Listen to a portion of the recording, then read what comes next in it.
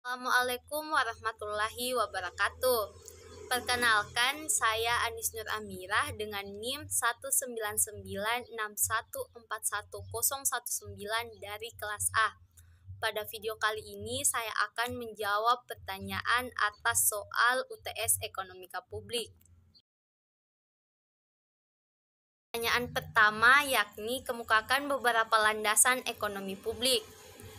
Ekonomi publik membahas mengenai ekonomi dan keuangan publik, di mana hal ini menjelaskan peranan penting negara dalam kebijakan alokasi sumber daya, distribusi pendapatan, dan kesejahteraan rakyat. Contohnya seperti kebijakan subsidi atau pajak, regulasi atau deregulasi, nasionalisasi atau privatisasi, sistem jaminan sosial, ketahanan pangan ataupun keamanan. Secara teoritis dan dengan rincian yang jelas, Henry Faisal Nur menjelaskan peranan dan interaksi sektor publik, dunia usaha, dan masyarakat. Dengan kata lain, ekonomi publik menjelaskan kebijakan publik untuk kesejahteraan masyarakat. Pertanyaan kedua yakni jelaskan beberapa faktor kegagalan pemerintah. Faktor kegagalan pemerintah menurut Mangkwe Subroto pada tahun 1999, kegagalan pemerintah disebabkan oleh 4 hal. Yang pertama, informasi yang terbatas. Kebijakan pemerintah yang diambil tidak dapat dilihat secara langsung dampaknya karena sangat rumit dan sulit untuk diperhitungkan sebelumnya. Misalnya, kebijakan pemerintah untuk menghapuskan subsidi pupuk bagi petani sangat sulit untuk diperhitungkan secara akurat dampaknya bagi seluruh masyarakat. Yang kedua, pengawasan yang terbatas atas reaksi swasta. Pengawasan yang terbatas atas reaksi swasta juga merupakan penyebab kegagalan pemerintah. Suatu kebijakan pemerintah akan menimbulkan reaksi pihak swasta dan sering pemerintah tidak dapat menghambat reaksi tersebut. Misalnya, apabila pemerintah menurunkan subsidi BBM khususnya untuk bensin, hal ini akan menyebabkan pemilik mobil beralih ke kendaraan yang menggunakan solar, sehingga permintaan akan solar menjadi meningkat dan harganya naik. Yang ketiga, pengawasan yang terbatas. Kegagalan pemerintah juga disebabkan oleh pengawasan yang terbatas atas perilaku birokrat. Pemerintah tidak dapat mengawasi secara ketat perilaku para birokrat, sedangkan pelaksanaan kebijakan pemerintah umumnya didelegasikan pada berbagai tingkat birokrat yang mempunyai persepsi dan kepentingan yang berbeda-beda, sehingga kebijakan pemerintah menimbulkan hasil yang berbeda dengan apa yang diinginkan. Yang keempat, hambatan dalam proses politik. Kegagalan pemerintah juga bisa disebabkan oleh adanya hambatan dalam proses politik. Dalam suatu negara demokratis, terdapat pemisahan wewenang antara kekuasaan eksekutif dan kekuasaan legislatif. Hal ini sering terjadi apabila kebijakan yang akan dilaksanakan oleh eksekutif terhambat oleh proses pengambilan keputusan karena harus disetujui oleh pihak legislatif. Pertanyaan yang ketiga ialah uraikan pengertian dan ciri barang publik disertai dengan contoh. Barang publik adalah suatu barang yang dapat dinikmati oleh seluruh masyarakat. Adapun ciri barang publik yaitu: yang pertama, barang publik merupakan barang yang tidak dapat dibatasi siapa pengguna yang akan memanfaatkan barang publik tersebut. Yang kedua, apabila dikonsumsi oleh individu, maka tidak akan mengurangi konsumsi orang lain akan barang tersebut.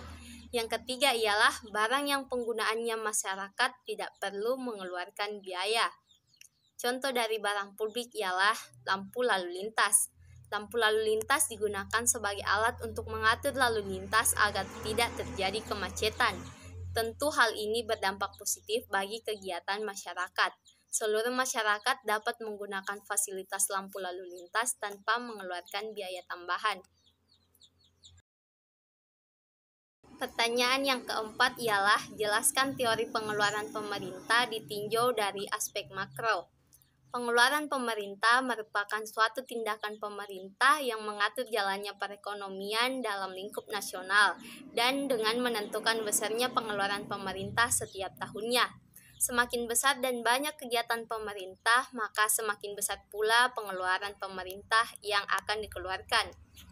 Dalam teori ekonomi makro, pengeluaran pemerintah terdiri dari 3 hal utama yang digolongkan menurut Widono pada tahun 1999.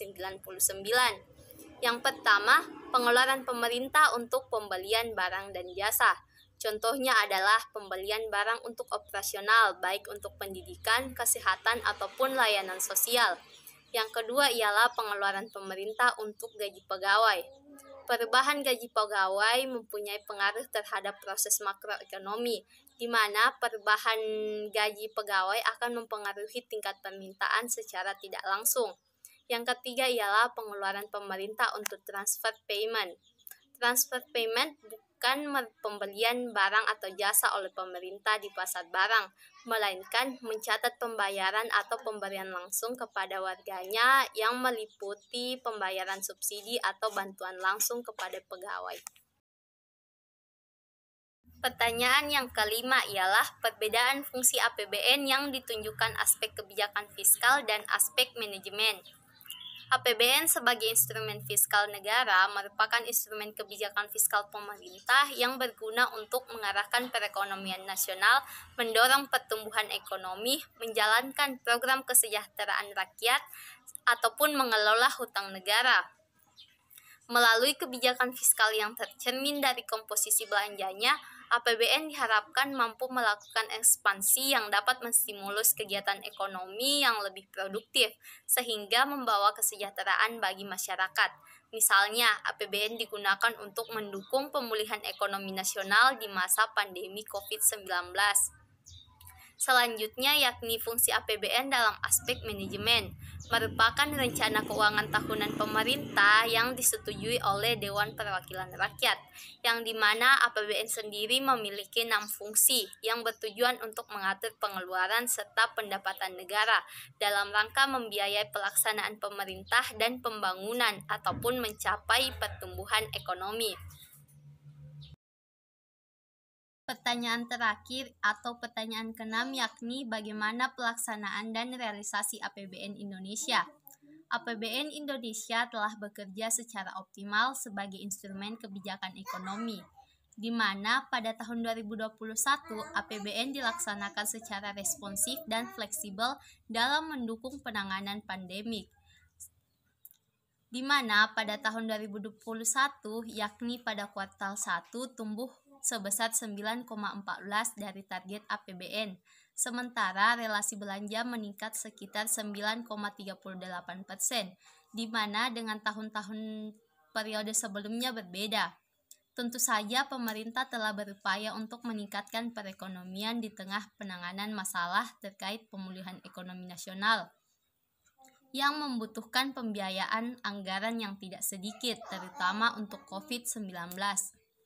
Munculnya varian baru yakni Omikron pada tahun 2022 membuat dunia khususnya Indonesia kembali dihadapkan pada lonjakan kasus penularan yang sama sebelumnya. Oleh karena itu, pemerintah mesti senantiasa berupaya untuk hadir di tengah-tengah masyarakat dengan mengoptimalkan program penanganan COVID dan pemulihan ekonomi nasional melalui sistem keuangan negara untuk menjaga kesehatan, keselamatan, serta kesejahteraan masyarakat. Itulah tadi pemaparan jawaban atas pertanyaan UTS Ekonomika Publik. Sekian dan terima kasih. Wassalamualaikum warahmatullahi wabarakatuh.